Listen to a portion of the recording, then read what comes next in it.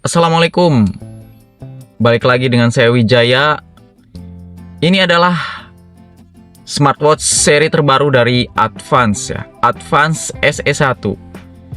Kalau saya bilang julukannya ini sih kecil-kecil badak ya. Dengan diameter 45 mm ini menawarkan smartwatch dengan baterai besar di 600 mAh. Lebih besar dari kebanyakan smartwatch di harga 200 ribuan. Dan apa cuma fitur itu yang diandalkan? Fitur-fitur lain bagaimana nih? Yuk kita bahas, inilah full review dari Advance SE1. Check this out.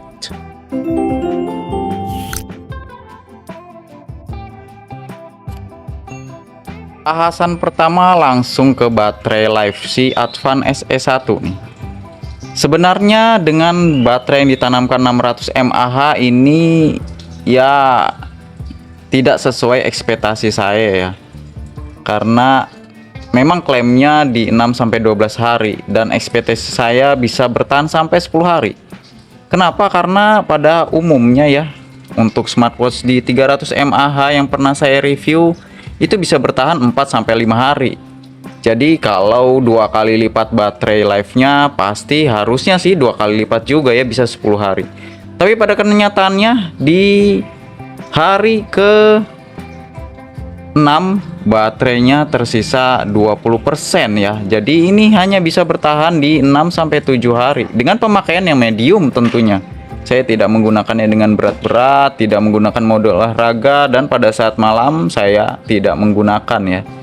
Jadi ini bagaimana menurut kalian? Apakah cocok dengan 600 mAh bertahan hanya 6 hari? Tulis di kolom komentar ya. Untuk urusan desain, smartwatch ini bermaterialkan plastik polikarbonat berdiameter 45 mm dan ketebalannya cukup tebal nih. Wajar aja karena baterai yang ditanamnya 600 mAh. Hanya memiliki satu tombol fisik, crown-nya ini bisa diputar untuk mengganti watt phase-nya dan ditekan untuk mematikan si layarnya. Jadi untuk masuk ke menu harus geser 2 kali. Seperti itu. Layarnya hanya berukuran 1,83 inch dan masih panel IPS, belum AMOLED. Tapi bagusnya dia walaupun panelnya masih IPS tapi memiliki always on display ya. Ya tentunya dengan always on display akan menguras daya baterai, tapi tenang saja, ini 600 mAh. Pilihan AOD-nya ada 2 macam, analog dan digital. Ya, memang tidak mengikuti dari si watt phase-nya, tapi ya sudah cukup lah ya. Di sini pilihan analognya pun ada bervariasi, ada 3 macam yang bisa kita pilih salah satu. Ataupun kita bisa memilih yang digital, juga ada 3 macam pilihan always on display. Namun dengan kita mengaktifkan always on display-nya ini, kita tidak bisa menggunakan fitur raise to wake-nya ya teman-teman. Jadi kalau AOD-nya nyala, untuk mengangkat tangan ke arah muka, ke hadapan, ini tidak bisa menyalakan layar. Kita harus menekan tombol crown-nya ini untuk menyalakan layar kembali ya setelah masuk ke always on display. Dan dia tidak memiliki fitur backup mati. Jadi kalau ditutup gini ya tidak mati. Ini always on display-nya akan selalu nyala ya, tidak berhenti selama beberapa detik seperti itu. Jadi benar-benar always on. Selanjutnya adalah kita lihat bagaimana view UI-nya ya. Kita memiliki beberapa pilihan view UI di pengaturan ya, kita bisa ganti-ganti di pengaturan, kemudian display, dan di sini ada menu view. Ada beberapa pilihan yang bisa kita ganti-ganti ya, seperti ini contohnya, dan ini lumayan smooth ya teman-teman. Sedangkan untuk swipe dari atas ke bawah menampilkan shortcut dari kiri ke kanan ada split view, kemudian dari di bawah ke atas ya ada notifikasi, dan dari kanan ke kiri ada kartu-kartu ya, atau widget-widget yang bisa kita tambahkan di sini. Untuk pilihan watch face di sini tersedia ada 6 default ya, yang tidak bisa kita ganti-ganti. Yang 1, 2, 3, kemudian 4, 5, dan 6. Ada 6 ini yang tidak bisa kita ganti-ganti, sedangkan disediakan lagi 2 ya. Ini yang bisa kita ganti dari watch face gallery yang ada di aplikasi David ya. Dan 1 dari bisa kita ganti-ganti dari galeri handphone kita ya. Jadi praktis ada 8 yang bisa kita rubah-rubah dengan memutar tombol crown yang ada di sampingnya ini. Sedangkan untuk aplikasi ya standar saja ya teman-teman, ini tidak jauh berbeda dengan Advance S1 ya. Ada activity, sleep, heart rate, phone, exercise, dan exercise record. Ada SPO2, stress level, weather, message ya, remote kamera yang tentunya hanya bisa menggunakan aplikasi David ya, tidak bisa remote kamera default dari bawaan handphone. Ada musik player ya, yang hanya bisa mengganti-ganti musik dan menurunkan atau menaikkan volume ya. Kemudian ada voice assistant seperti Google Assistant seperti itu. Timer alarm tentunya juga sudah ada yang bisa kita langsung tambahkan dari smartwatch-nya. Female health ya. Ada juga word clock, find phone ya untuk mencari handphone, dan ada kalkulator yang juga tersedia di smartwatch kecil ini. Kemudian ada games yang tersedia hanya 1 saja yang bisa kita mainkan di smartwatch ini. Dan terakhir adalah setting. Di sini juga sudah tersedia bahasa Indonesia ya. Kalau kita mengaktifkan dan menyambungkan sinkronisasi dengan handphone yang berbahasa Indonesia, ini akan otomatis akan berubah ke bahasa Indonesia. Tidak ada pengaturan jam dan tanggal secara manual, jadi harus sinkron dengan handphone dan baru akan merubah secara otomatis, akan berubah sesuai dengan settingan di smartphone kita. Kita lihat bagaimana tampilan dari menu olahraganya ya. Pilihan menu olahraganya cukup banyak dan bisa kita langsung tambahkan di bagian bawah seperti ini ya, mana-mana yang ingin kita tambahkan.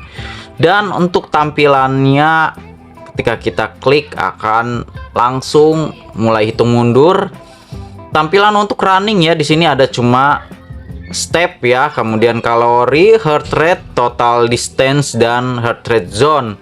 Dan fitur atau informasi esensial yang sangat penting tidak ditinggalkan ya. Dengan kita swipe ke arah dari kiri ke kanan ini masih ada informasi waktu di sebelah kanan atas. Ini yang kadang terlupakan ditambahkan ya di view UI dari menu olahraga. Untuk stopnya kita tinggal pencet yang stop seperti ini, dan ini kalau semisal sudah dilakukan olahraga maka akan keluar di exercise recordnya di sini.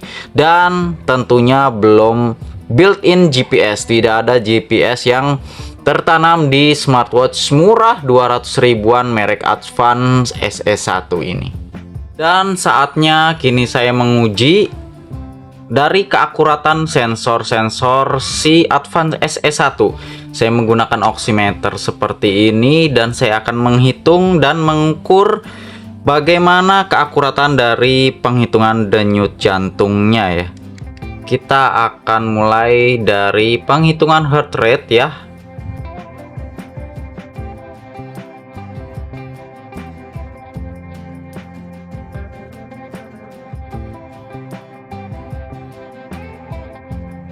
Ya, di sini beda waktu penghitungan dan ini cukup akurat. Lalu kita lanjutkan dengan SPO2 ya.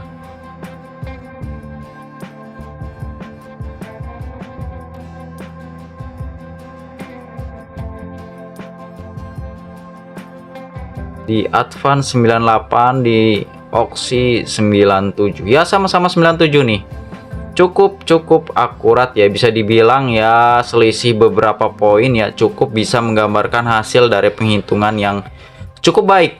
Ya, jadi ini fitur dari penghitungan heart rate dan SPO2-nya bisa dibilang bukan gimmick ya. Walaupun ada sedikit perbedaan, tapi ini cukup menggambarkan bahwa Advan SE1 tidak asal-asalan dalam memilih sensor heart rate dan SPO2. Untuk menghubungkan Advan SE1 dengan smartphone ya, kita menggunakan aplikasi David ya. Sama seperti kakaknya, Advan S1 menggunakan aplikasi David. Apa saja yang bisa kita lihat dan bisa kita atur melalui aplikasinya? Di sini kita bisa melihat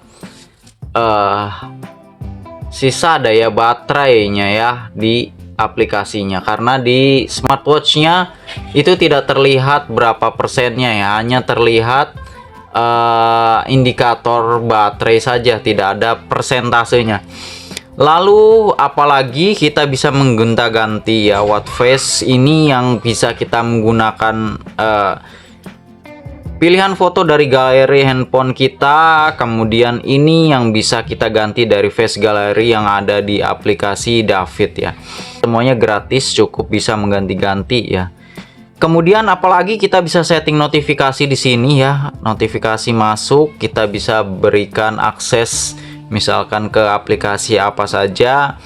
Kemudian ini alarm, word clock semua bisa diatur di smartwatch-nya. Kemudian di sini ada other ya yang bisa kita ganti-ganti di sini, yang ternyata dia sudah memiliki penghitungan heart rate yang terus bisa continuous ya, akan terus dihitung dengan periode yang telah ditentukan. Di sini paling maksimal 30 menit sekali dan paling minimal 5 menit sekali. Kemudian ada stress monitoring ya, bisa kita aktifkan di sini, jadi dia akan selalu termonitor. Selanjutnya ada reminder to move ya. Kemudian ada heart rate warning ya, yang bisa kita atur yang heart rate yang tertingginya. Jadi nanti akan ada pengingat ya. Tidak ada lower limitnya ya di sini ya. Kemudian untuk kebutuhan wanita ada psychological cycle reminder di sini yang bisa diatur di aplikasinya ya. Dan di sini juga bisa share data ke Strava. Dan seperti inilah tampilan dari notifikasi yang muncul kalau kita sudah mengkoneksikannya ke smartphone ya. Seperti ini, di atas ada logo dari aplikasinya ya, WhatsApp, kemudian ada nama pengirimnya, dan di sini bisa kita gulir ya. Tapi sayangnya dia tidak bisa menampilkan emoji ya. Jadi ini hanya bisa menampilkan tulisan-tulisan, pilihan tulisannya juga cukup jelas ya, tidak terlalu kecil, dan bisa di scroll ya untuk menampilkan dua layar ya, tampilan dua halaman ya. Seperti itu tampilan dari notifikasi di smartwatch Advan SE1. Dan untuk WhatsApp call ya, ini saya sudah coba dan tidak bisa untuk mengangkat telepon ya, hanya notifikasi saja kalau ada WhatsApp call masuk. Tapi bagi teman-teman yang menggunakan smartwatch ini dan disandingkan dengan smartphone Samsung, biasanya sih bisa untuk mengangkat telepon WA ya. Kalau benar, coba tulis di kolom komentar untuk informasi teman-teman yang lain. Oke, jadi demikian full review dari Advan SE1, smartwatch murah di harga 200 ribuan yang ditawarkan Advance, berkapasitas baterai 600 mAh, walaupun layarnya bukan AMOLED tapi memiliki always on display. Baterai life-nya bisa 6 hari lebih ya. Cukup impresif, tapi di luar ekspektasi saya. Saya pikir akan bisa bertahan 10 ke atas ya, ternyata hanya 6 harian. Demikian full review kali ini. Klik like jika suka dan jangan lupa share dan tentunya subscribe channel ini untuk membantu channel ini terus memberikan informasi yang menarik dan berguna. Saya Wijaya pamit, sampai jumpa di video-video selanjutnya. Advan SE1. Bye guys.